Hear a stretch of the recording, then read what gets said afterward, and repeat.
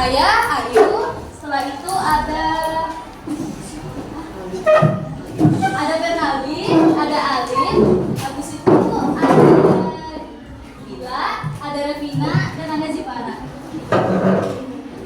Sama Ulil. Untuk yang pertama itu ada sumber daya kehutanan. Sumber daya kehutanan itu jadi Indonesia memiliki julukan Zamrud Khatulistiwa karena memiliki hutan yang lebat. Zamrud Khatulistiwa merupakan sebutan untuk Indonesia yang memiliki hutan lebat. Jika diamati dari angkasa, hutan lebat terlihat hijau layaknya batu zamrud.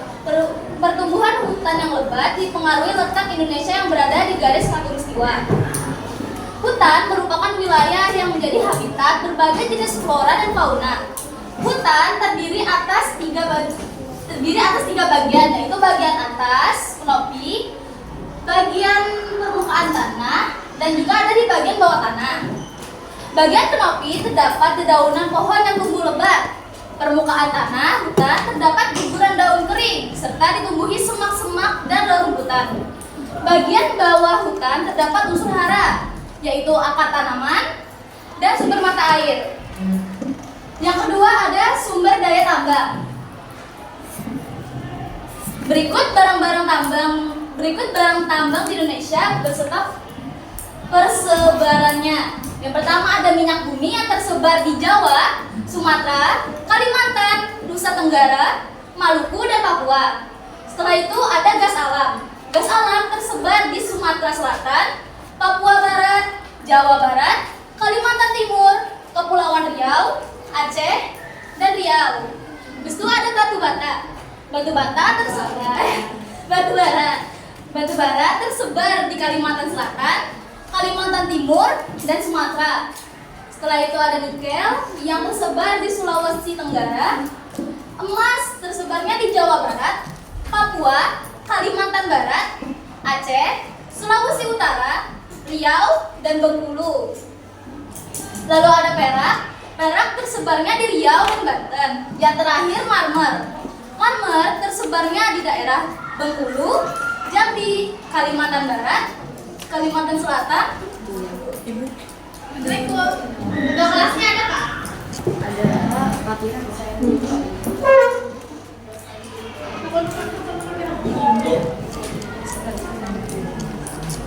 Maaf, saya lanjutkan.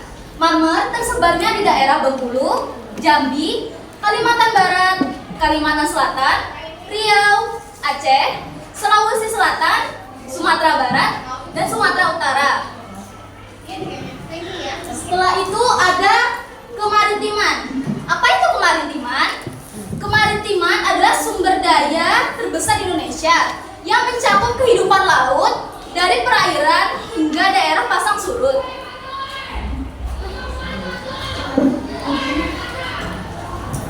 Perikanan.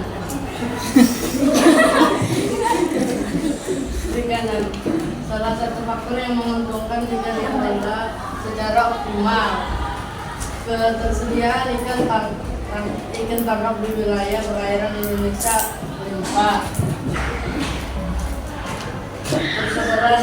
Persebaran potensi perikanan Indonesia terdapat pada perbedaan laut Indonesia Barat dan Timur.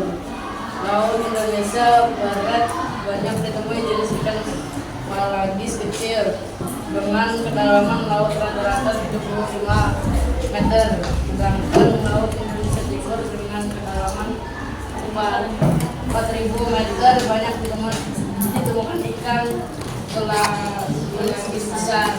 Angka potensi lestari laut Indonesia mencapai 12,54 juta ton per tahun. Jumlah tangkapan yang diperbolehkan adalah 80% dari potensi lestari. Potensi lestari merupakan potensi penangkapan ikan yang memungkinkan ikan melakukan regenerasi hingga populasi ikan yang ditangkap tetap lestari.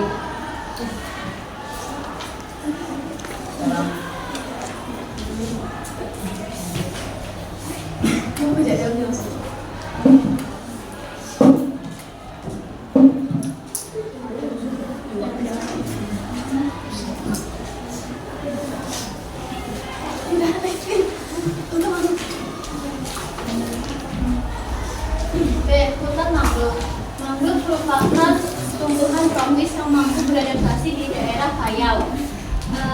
Luas hutan mangrove Indonesia mencapai 3,37 juta ha. Manfaat mangrove pada segi ekologi yaitu mengurangi laju gelombang tsunami, mencegah intrusi air laut, menahan angin laut yang kencang dan gelombang tinggi, serta menyerap karbon di udara. C.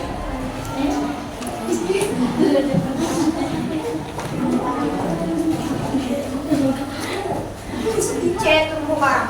Ekosistem yang dibangun oleh biota laut menghasilkan laut. Terumbu karang adalah sekumpulan hewan karang yang bersimbiosis dengan alga yang memberi warna pada karang. Persebaran terumbu karang tidak merata di Indonesia karena disebabkan oleh faktor pembatas pertumbuhan terumbu karang yang meliputi suhu air, cahaya matahari, salinitas, sedimentasi, kualitas perairan, sirkulasi air laut, dan substrat.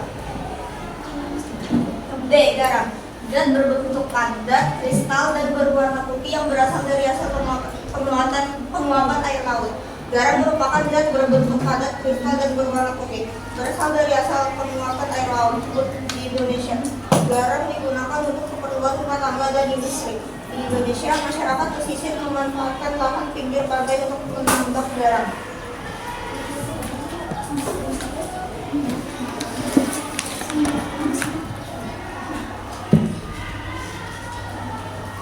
Pariwisata. Pemanfaatan SBA untuk bidang pariwisata dapat meningkatkan perekonomian masyarakat. Masyarakat yang bertempat tinggal di sekitar kawasan pariwisata dapat terlibat pengelolaan pariwisata atau akomodasi kawasan wisata, serta dapat membuka usaha sendiri dengan membuka usaha dagang atau jasa. Kondisi tersebut secara tidak langsung membuka lapangan pekerjaan bagi masyarakat sekitar kawasan wisata. Namun di sisi lain, seiring kemajuan kawasan wisata, jumlah pengunjung makin meningkat, kemudian menyebabkan kondisi alam tercemar karena interaksi antara alam dan manusia. Akibatnya, kelangsungan sumber daya alam di sekitar wisata terancam.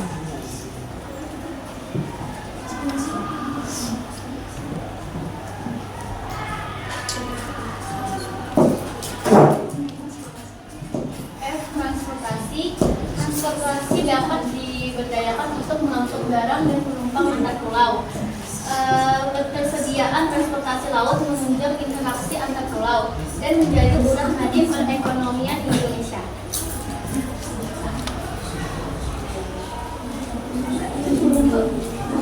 Oke, rumput laut. Rumput laut adalah makroalga yang termasuk divisi kita. Jenis rumput laut yang banyak terdapat di perairan Indonesia adalah Gracilaria, Giridium, Eucheumacipea, Sargassum, dan Cabillaria.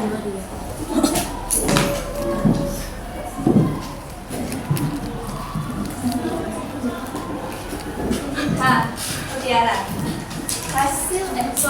Mutiara adalah suatu benda keras yang diproduksi di dalam jaringan lunak dari moluskan hidup yaitu kerang. Hasil laut Indonesia memiliki kualitas terbaik, salah satunya mutiara laut yang diakui masyarakat dunia. Perairan Indonesia menjadi habitat yang sesuai untuk memproduksi mutiara laut selatan atau South Sea Pearl. Kualitas mutiara ini mengungguli jenis-jenis mutiara lain seperti black pearl, agoya atau mikimoto, serta mutiara asal Tiongkok. Oke, sekian presentasi dari kelompok 1. Maaf jika ada salah kata atau perbuatan. Saya akan membuka sesi tanya jawab. Silakan jika ada yang ingin bertanya bisa mengangkat tangan dan memperkenalkan diri.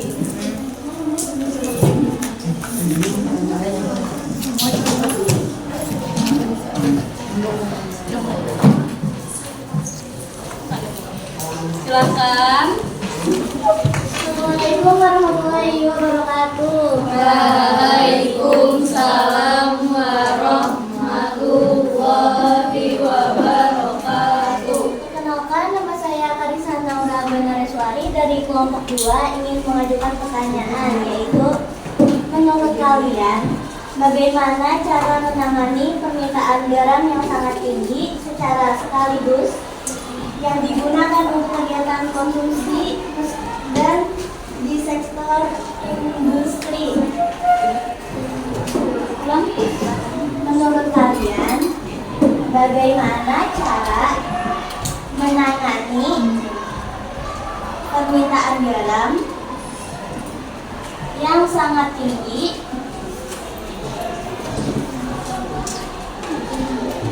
secara sekaligus